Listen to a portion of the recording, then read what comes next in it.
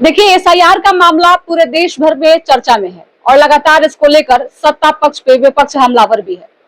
इस बीच जो है वो कई ऐसे मामले निकलकर सामने आ रहे हैं जो सबको चौंका रहे हैं, चुनाव आयोग को चुनौती दे रहे हैं। और इसी में एक मामला हम आपको बताने जा रहे हैं कि अब बिहार में कुछ भी संभव है।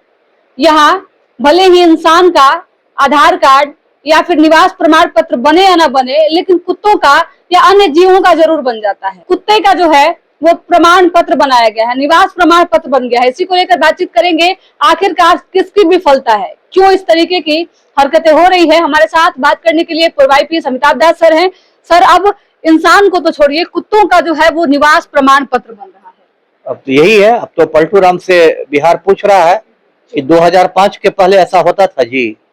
2005 के पहले कुत्ता का आवासीय प्रमाण पत्र बनता था जी। अभी देखिए मेरे हाथ में एक प्रमाण पत्र है, आवासीय प्रमाण पत्र है, और ये पटना जिला के मसौढ़ी अंचल से जारी किया गया है।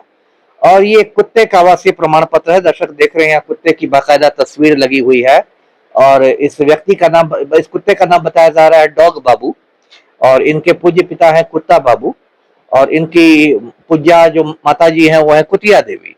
और ये मसौढ़ी के वार्ड नंबर 15 में इसे बाकायदा प्रमाण पत्र का रजिस्ट्रेशन नंबर, निबंधन पत्र सब है। तो ये जब 2-3 दिन पहले से सोशल मीडिया पर वायरल हुआ तो बहुत फजीहत हुई पटना प्रशासन की भी और बिहार सरकार की भी कि ये क्या बिहार में मजाक चल रहा है। तो उसके बाद क्या हुआ कि पटना के जो डीएम है त्यागराजन, उन्होंने कहा कि ये तो बड़ा गंभीर मामला है।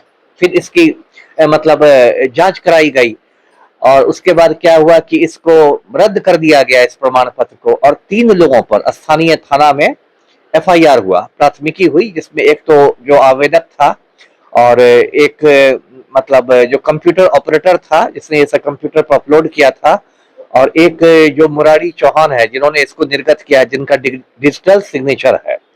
और इसको लेके पूरे देश में इसकी चर्चा हुई। मुझे तो बताया गया है कि सुप्रीम कोर्ट में जो बहस हुई 28 तारीख को, उसमें भी ये दिखाया गया, याचिकाकर्ताओं की ओर से सुप्रीम कोर्ट को दिखाया गया कि बिहार में एक तरफ एसआईआर चल रहा है और मतदाता सूची दोबारा बनाई जा रही है, और चुनाव आयोग आधार कार्ड को मंजूर नहीं कर रहा, मतदाता पहचान पत्र को मंजूर नहीं कर रहा, और डॉग बाबू का प्रमाण पत्र बन रहा है।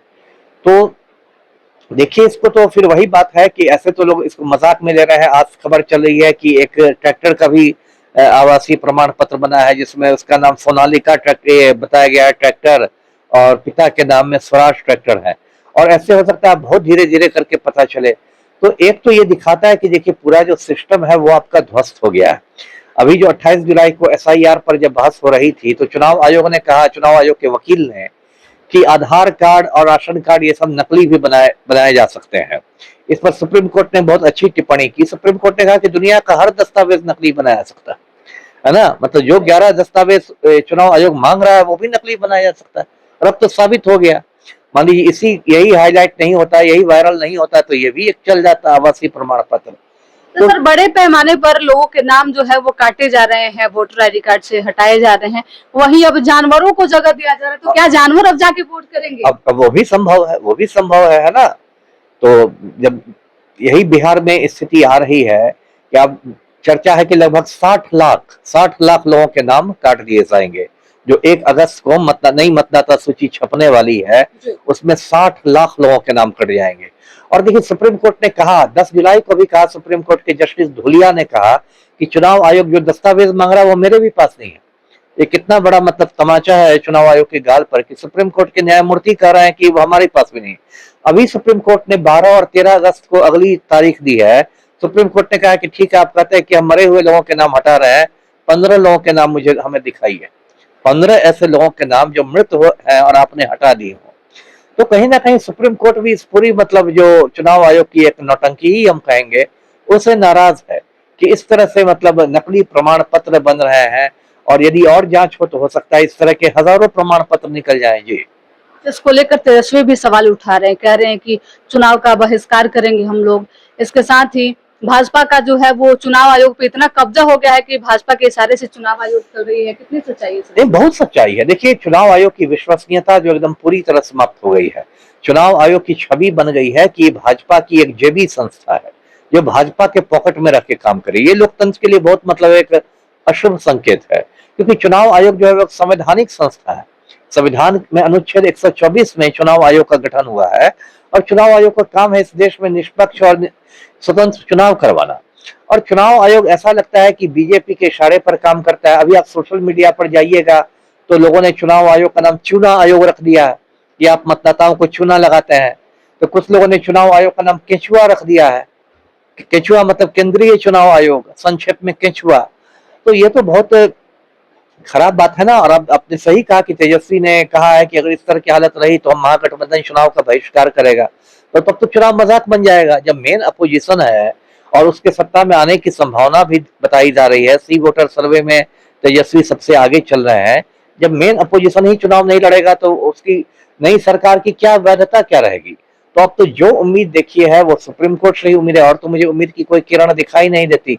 हम लोग यही उम्मीद करते हैं कि 12-13 अगस्त के बाद, मुझे लगता है कि 13 अगस्त को सुप्रीम कोर्ट फैसला सुरक्षित रख लेगा और 10 दिन बाद फैसला सुनाएगा। तो जो उम्मीद है सुप्रीम कोर्ट से है जी। तो सर, तेजस्वी एक तरफ सवाल उठा रहे हैं, लेकिन सवाल हमेशा चुनाव आयोग पे, ईवीएम पे उठाए जाते हैं।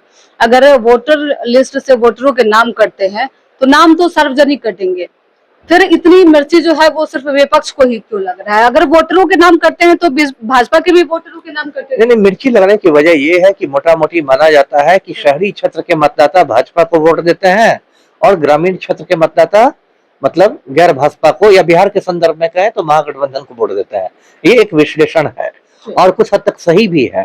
तो इन लोग का ये डर है विपक्ष को कि आप जो एसआईआर कर रहे हैं उसमें जो दस्तावेज मांग रहे हैं वो शहरी क्षेत्रों में कुछ लोग के पास रहते भी दस्तावेज है, लेकिन ग्रामीण क्षेत्रों में बिल्कुल है। जैसे शहरी क्षेत्रों में होता था कुछ लोग के पास आपको पासपोर्ट मिल भी जाए, ग्रामीण क्षेत्रों में तो मिलेगा ही नहीं। तो इसलिए डर ये है विपक्ष को, जो डर सही है उसका आधार है कि जो नाम काटे जाएंगे वो विपक्ष के मतदाताओं के नाम ज्यादा काटे जाएंगे। कुछ इसी से मिलती जुलती चीज महाराष्ट्र के चुनाव में भी हुई, जिसकी राहुल गांधी बराबर चर्चा करते हैं कि महाराष्ट्र में भी ऐसे ही पिछले दरवाजे से भाजपा की सरकार बनाई गई है ना, वहां जनादेश की चोरी की गई, वहां बहुत सारे नाम वोटर्स लिस्ट में जोड़ दिए गए थे। वहां भी मिलती जुलती चीज है, बिहार में हटाए जा रहे हैं, वहां जोड़े गए थे। लेकिन दोनों एक तरह का घोटाला है और इस तरह का यदि घोटाला होने लगे तो फिर क्या मजाक बन जाएगा चुनाव जी। देखिए, इंसान को वोट देने का अधिकार हो ना हो, लेकिन अब अगर आप बिहार में हैं तो यहाँ कुत्तों को भी वोट देने का अधिकार है। धीरे धीरे ये मामला काफी तूल पकड़ते जा रहा है। पहले एक कुत्ते का जो है वो प्रमाण पत्र बनाया जाता है आवासीय, और उसके बाद जो है इसकी चर्चा चलती है, और धीरे धीरे अब ये मामला तो इतना बढ़ रहा है कि ऐसे कई फर्जी प्रमाण पत्र जो है अब देखने को मिल रहे हैं। विपक्ष पूरे तरीके से हमलावर है और कह रहा है कि बीजेपी इस बार वोट की चोरी करना चाहती है और इसलिए एसआईआर जैसे मुद्दे को लाकर जो है वो विपक्ष को डरा रही है। वहीं दूसरी तरफ सत्ता पक्ष कह रहा है कि अगर वोटरों के नाम कटेंगे तो दोनों के कटेंगे, फिर विपक्ष को मिर्ची क्यों लग रही है।